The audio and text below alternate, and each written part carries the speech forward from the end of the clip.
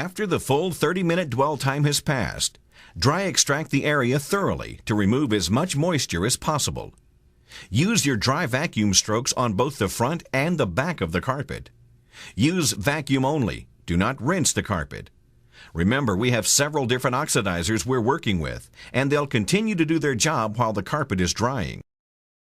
Once the excess moisture has been removed from the carpet, it can be pulled back to allow access to the plastic and tackless. The plastic can be pulled back from the wall, and the cardboard protectors can be removed from the tackless pins at this point, but do not remove the plastic sheeting.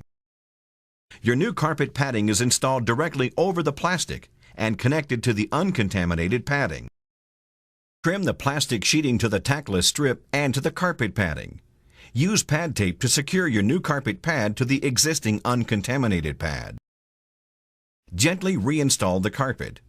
Remember that the carpet backing isn't as strong while wet, so stretch it gently and tuck it in. Let's look at an actual urine contamination job. The main contamination is in the corner of the room, but extends about 6 feet down the wall. First, we gently disengage the carpet from the tackless and pull it back to expose the contaminated pad. Then, to make your job easier during the reinstallation process, place your new pad directly over the contaminated area and cut through both sections of pad at once. Momentary contact with the contaminated pad will not be enough to contaminate the new pad, and you'll have a perfect match when you reinstall. Remove your perfectly matched pad and set it aside for later use in the procedure. Remove the contaminated pad and dispose of it. Sweep up any dust or debris that's accumulated in the area. Note the tackless here has some staining, but has not deteriorated. It can be sealed and does not need to be replaced. Remember to filter your odor barrier before filling your sprayer. This can be done with a paint filter, available for just a few cents at any paint store, or you can use cheesecloth or even an old pair of nylons. As we discussed before, a thorough application of odor barrier to contaminated surfaces is very important to the success of your procedure. Pay special attention to the junction between the floor and drywall, as well as to any contaminated tackless that's being treated and not replaced. As you can see, the baseboards have been removed in preparation for sealing and repainting. When using plastic to create your trough, follow the contour of the floor so the plastic forms a tray. Overlap the uncontaminated pad by at least 2 feet to keep it dry during this process. Use tape to secure the plastic to the wall and prevent the OSR solution from seeping under the wall and into the next room.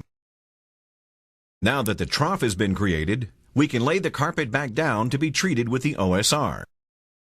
Placing the carpet back in the trough we created makes it easy to thoroughly treat the carpet with OSR. Here are a couple of tips when mixing your OSR solution. First, if you're using a 5-gallon container, only put about 3 gallons of hot water in at a time. That way, if the OSR foams up, it should still be contained within the bucket. Second, add the OSR powder to the water and not the other way around. You'll find you get much less foam and the product will be easier to mix. And finally, mix your OSR solution right next to the area you're going to be treating. If you do find yourself with an excess of foam, you'll be able to direct it to the area you're treating and not leave a trail through your customer's home that will need to be cleaned up. Dilute 1 cup of OSR powder per gallon of hot water for your ready-to-use solution. While it's quite common for the product to foam, mineral content in the water may reduce the amount. The oxidizers in the product are still working, but may not be as volatile. Again, make your job easier and mix the product right next to the area you're treating. And mix your OSR thoroughly. Unmixed OSR powder can leave a residue in the carpet fibers that may not be apparent until after it dries. That will mean a return trip to re-clean the area. Saturate the carpet thoroughly with the OSR solution. We aren't misting or spraying the carpet with the OSR solution, we're pouring it on. Once you have enough solution on the carpet, use your wand without any of the hoses attached as a squeegee to ensure all contaminated fibers are saturated. Allow the solution to dwell for 30 minutes. The primary oxidation reaction is taking place during this time, And while it's working, we can work in other areas of the house.